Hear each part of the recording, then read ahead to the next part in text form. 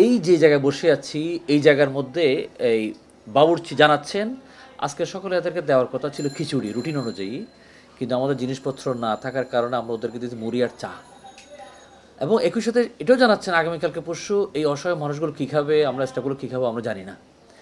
এই একটা হতাশতা বাংলাদেশের লাখো মানুষকে স্পর্শ করেছে, তার মধ্যে আমি এই বান্ধব একজন একজন মানুষ, ক্ষুদ্র মানুষ। তো আমরা তারপর চিন্তা করছিলাম এদেরকে কিছু আহার আহার কীভাবে অ্যারেঞ্জমেন্ট করা যায়। আমরা এই খবর নিতে গিয়ে দেখলাম ডিবি প্রধান হারুন স্যার এই বিষয়ে খুবই কনসার্ন। উনি সাথে সাথে আমাদের যাবতীয় অতীত কর্মকাণ্ড দেখে ইনস্ট্যান্ট অর্ডার দিন আগে এই মুহূর্তে ওদেরকে খাওয়া দাওয়ার ব্যবস্থা করে ফেলেন আপনারা, চিকিৎসাটা যাতে কোনো ব্যাঘাত না ঘটে। এই সেই অনুমোদন ক্রমেই গত 5 তারিখে আমরা এখানে আসি এবং এসে আলহামদুলিল্লাহ ওদের দৈনন্দিন যেই বাজার সাজার যেগুলো খাওয়ার দাওয়ার শর্টেজ ছিল ওগুলো আমরা কিনে দিয়েছি। বাচ্চাদের দুধ, ওই প্যাম্পার্স, ডিম টিম যেগুলো দরকার ছিল ওগুলো আমরা কিনে দিয়েছি। পরবর্তী দিন দেখলাম ইলেকট্রিকের মিটারের বিদ্যুৎ নাই, গ্যাস নাই, তো এগুলো আবার আবার ইলেকট্রিক মিটার বিদ্যুৎ এবং যে সমস্ত গ্যাসগুলো রয়েছে ওগুলো আমরা দিয়ে দিয়েছি। একই সাথে আমরা 5 তারিখ কিন্তু সন্ধ্যাবেলায় এই মিরপুরের কাজ সেরে আমি গিয়েছিলাম সশরে সাভারে গিয়ে সেখানেও যা যা দরকার ওগুলো আমরা আলহামদুলিল্লাহ কিনে দিয়েছি। যার কারণে আপনারা হয়তো এখন দেখছেন সরজমিনে এখন রুগীদের আর কোনো কিছু খাওয়া দাওয়ার অভাব নাই এবং চিকিৎসারও কোনো সমস্যা নেই আলহামদুলিল্লাহ। ফান্ডে হয়তো টাকা আছে কিন্তু ফান্ডের সিগনেটরি যেহেতু নাই বর্তমানে, সুতরাং ফান্ড থেকে টাকাটা তো উত্তোলন করার ক্ষমতা নেই। ওদের স্টোরে যা অল্প স্বল্প খাবার আছে সেই খাবারগুলো দিয়ে তারা কিন্তু চলতেছিল।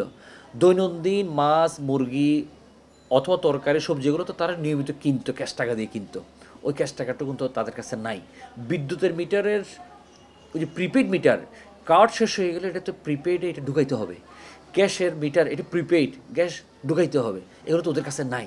এই কারণেই মূলত সংকটটা সৃষ্টি হয়েছে আর কি। আমরা যখন 5 তারিখ এসেছিলাম এখানে আমরা পেশেন্ট পেয়েছি 19 জন, বয়স্ক মা বাবা, বাচ্চা পেয়েছি 5 জন, এই 24 জন ছিল। আমরা একজনকে ইতিমধ্যে ওনার ওনার মা আসছে, স্বজন আসছে, ওই ভাইটাকে আমরা ওনাকে উঠিয়ে দিয়েছি। এই মুহূর্তে মিরপুরে অবস্থান করতেছে টোটাল রোগীর সংখ্যা হচ্ছে 23 জন। এবং এখানে আমি প্রথম দিন স্টাফ পেয়েছিলাম 15 জন, কারণ অনেকগুলো স্টাফ বাইরে ছিল, তারা একটু দুশ্চিন্তায় ছিল। তো আমরা এসে সবার সাথে সৌহার্দ্যপূর্ণ পরিবেশে যখন কাজ শুরু করেছি তারা আবার পুনরায় কিন্তু কর্মে ফেরত আসা শুরু করেছে। আজকে এখানে স্টাফ সম্ভবত 31 জন, মিরপুর 23 জন রোগী, 31 জন স্টাফ, টোটাল প্রায় চলে আসছে সবাই, 1 জন 2 জন ছাড়া। আর ওইদিকে সাভারের মধ্যে 105 জন হচ্ছে বয়স্ক মা বাবা, তারপরে বাচ্চা রয়েছে 28 জন, 133 জন। স্টাফ ওই দিন ছিল 40 জন, এখন 2-4 জন হয়তো বাড়ছে, যারা বাইরে ছিল মোটামুটি চলে আসছে আর কি। রাস্তার পাশে একজন রুগী মারা যাচ্ছে, এই মুহূর্তে আমি যদি পরিকল্পনা করতে যাই রুগীকে বাঁচাতে পারবো না। এই মুহূর্তে তাকে জরুরি খাবার দাওয়া দিতে হবে, চিকিৎসা দিতে হবে, এই মুহূর্তে হাতে কাছে যা আছে তা নিয়ে কিন্তু ঝাঁপায় পড়তে হবে। আমরা ওই ধরনের কোনো পরিকল্পনা ছাড়াই বিসমিল্লাহ বলে ঝাঁপায় পড়েছিলাম। আমাদেরকে জিজ্ঞাসা করা হয়েছিল যে আপনারা খাওয়াবেন, কতদিন খাওয়াবেন? আমরা তখনই একটা উত্তর দিয়েছিলাম, খাওয়ানোর মালিক আমরা না, খাওয়ানোর মালিক হচ্ছে আল্লাহ। এই মানুষগুলোকে আল্লাহ তাআলা এতদিন খাওয়াইছেন, বাকি জীবনটা ওদেরকে আল্লাহ তাআলা কিন্তু ক্ষুধার্ত রাখবেন না ইনশাআল্লাহ।